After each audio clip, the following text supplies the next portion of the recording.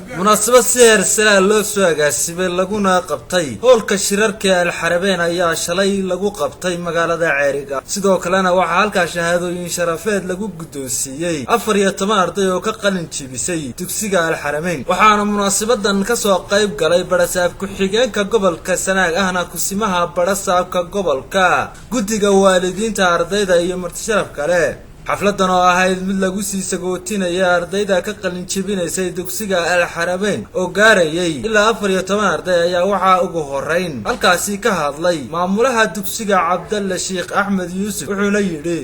xafladii ugu horeysay ergaamo ka dhacday luqadda Ingiriiska iyo Secretariat Al-Xarameyn International Institute insha Allah ta'ala kuwa kalena way daba joogaan waxaan rabnaa iskuulka Al-Xarameyn hadii aadan ka dhigo inuu noqdo iskuul bulshada wax weyn u qabta oo meel weyn gaarsiiya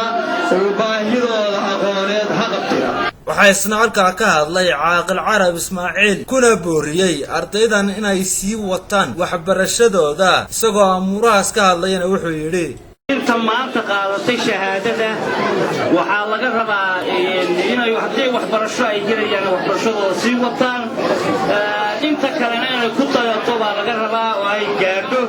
haddii alla yari xafladeena weynoo gabagabo waayo waxaan idinku ducaynaynaa in Ilaahay idinku guuleeyo cidii wax ku doonatana in Ilaahay waajibkeeda ku siiyo Ilaahay ku hagaajiyo Ilaahay saasaynu ka baryaynaa idinkuna dadaala macallimiinta raadiyaad baan u salaameynaa boqolkiiba boqol Ilaahay baa mahadle laakiin waxa weeye raadiyaad baan ugu mahadnaqaynaa macallinka iyo macallimiintiisaba sida sharafta badan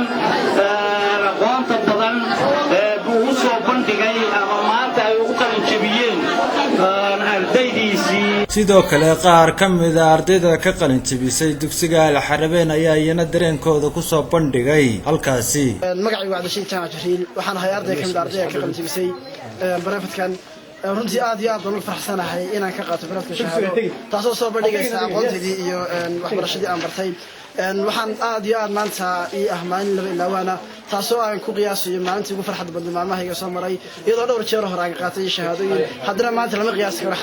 dareenkayga waan soo dhaweynayaa macallin Cabdalla iyo barafadka aad waan ugu faraxsanahay waxaan rajeynayaa insha Allah koorse kale aan ka sii diroodo aan sii wato assalaamu calaykum aad iyo aad baan ugu faraxsanahay maanta inaan ka qalin jabiyo koorskan aadka u muhiimka kaasoo ah secretary ama xafiisyada aad baan ugu mahadnaqayaa macallinkii waqtiga badan iyo igu soo bixiyay juhdiga badan si aan u soo gaadho heerkan waxaan rajaynayaa inaan sii wadan doono isla markaana xafiisyada aan markaan ka shaqeeyo aan soo xusi doono macallinka ugu dambeyntii waxa halkaasi hadallo kooban ka yiri barasaab xigeenka gobolka Sanaag ahna kusimaha barasaabka Ismaaciil Cabdi Xasan waa kuwii dalkaas xiraa maanta waxa tiin u bixi بريتر واحد من هجامياش هجامين لها تاتين أنت هو أنكم هنقيا وأنكم هتسين وحبرشنا كعاد سير أنت أنكم هيك وحبرشلو ويبدأت هاي هل كاكسي ولا بعد لا هاي أرضي ذا جميسي وحنا خلاص سلام يا ولادينتي